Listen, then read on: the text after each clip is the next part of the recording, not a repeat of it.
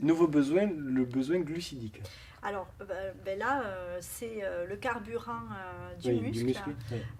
Sans lui, le muscle ne fonctionne pas. Il doit représenter environ 50, voire un peu plus, même Oui. 55% du besoin énergétique.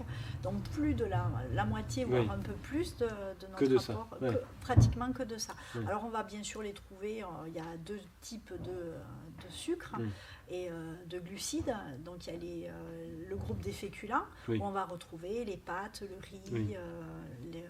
les légumes secs, Oui. le pain, et puis tout ce qui est fait à base de farine, etc. Et puis après, on va retrouver les sucres simples, les glucides simples, où on va, oui, effectivement, le morceau de sucre qu'on met dans le café, la confiture, le miel, et puis tout le groupe des produits sucrés. Alors, tant qu'on est à parler des produits sucrés, c'est vrai que même même dans la pratique du sport, il ne faut pas se donner comme prétexte que c'est parce que je fais du sport que je peux manger du sucre. Le sucre va avoir, je vous ai parlé des sucres lents et puis des sucres rapides. Sucre lent, ça veut dire qu'il va mettre un peu plus de temps après l'avoir mangé, il va mettre un peu plus de temps à être digéré et se retrouver sous sa forme la plus simplifiée dans le sang, alors que le sucre rapide, lui, une fois ingéré, il est très rapidement mis dans le sang. Et donc du coup, on va se servir justement de la caractéristique, on va dire, de chacun des sucres pour pouvoir adapter ce que l'on va manger, plus ou moins si on est, proche du match ou pas. Proche du match ou pas. Voilà. Donc vraiment se faire ce distinguo entre les sucres complexes et les sucres simples. On verra que les avant-matchs, on va plutôt favoriser les glucides lents, les glucides complexes, pardon. Et puis pendant le match, on va plutôt favoriser les sucres rapides. Et même après, on va favoriser aussi les sucres rapides, mais aussi les sucres complexes.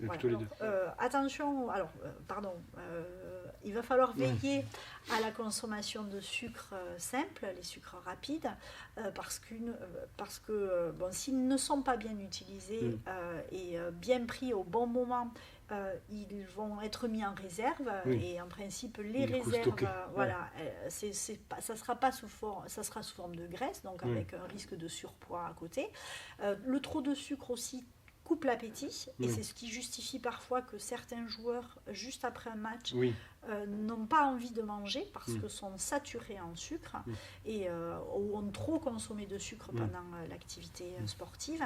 Il va y avoir des troubles digestifs éventuellement, des ballonnements et puis quelque chose auquel on prête pas attention, mais pour les joueurs, notamment les jeunes joueurs qui font beaucoup de matchs, quand ils consomment trop de sucre pendant l'épreuve ou autre, c'est la problématique des caries dentaires, donc c'est pas non plus à négliger chez certains, notamment chez nos jeunes. Un aliment qui contient des glucides est classé par index glycémique. Et l'index glycémique de référence, donc il concerne tout ce qui est rapidement assimilé, et puis un index glycémique qui va être vraiment plus bas, il va être plus lentement assimilé. Disons, c'est la vitesse avec laquelle un aliment se retrouve. Donc par exemple les pâtes. Les pâtes ont un index glycémique, on va dire, moyen. Alors les pâtes ont un index glycémique moyen, mais il peut se retrouver bas si jamais on les cuit un peu moins, donc on va les cuire al dente, ou bien si on les associe avec des légumes, ou si on les consomme avec une part de viande, etc., avec du fromage ou autre, on va réduire la vitesse avec laquelle il va se retrouver dans le sang. Et au contraire, si jamais on cuit trop les pâtes, donc si elles sont vraiment, on les a oubliées ou bien on les cuit trop, elles vont se retrouver, elles auront un index glycémique plus élevé et du coup elles vont se retrouver plus rapidement digérées et dans le sang. Voilà. Donc ça c'est un bon pour un sportif, ça va nous permettre de comprendre l'alimentation avant un match ou c'est vraiment et le avant, peut-être le avant juste avant quoi. Et le juste avant, avant, mais qu'on veut faire un repas complet, on va plutôt prendre des pâtes, mais justement, mais plus cuites, qui vont nous permettre que ça soit plus rapidement dans l'estomac, pour éviter de se lever peut-être hyper tôt pour pouvoir manger, ou manger bien avant pour...